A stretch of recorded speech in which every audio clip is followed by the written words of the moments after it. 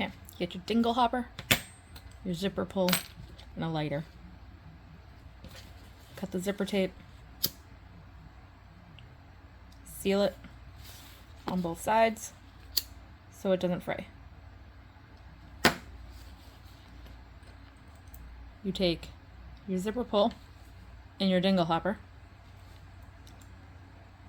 and you're gonna slide it so that this part is through the fork, dingle hopper.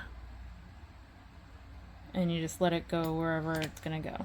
You take the zipper tape and you just separate it just a little bit.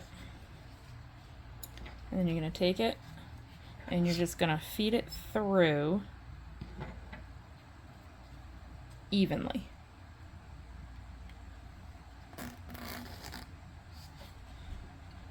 And then you can take it off the dingle hopper, and you can see how that ended up a little off kilter. You can take it off and do it again if you want. It will also fix itself for the most part.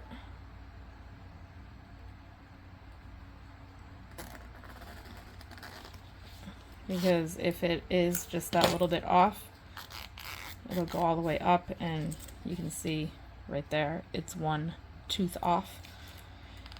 If it goes all the way, it's just gonna make it one tooth off. And then that's it. So it's really not a big deal unless you cut it exact. And I wouldn't worry about fixing it necessarily until the zipper's in place, or if you're doing a pattern that needs, like my next pattern that I'm working on is going to be like that when I install it, because this is too thick.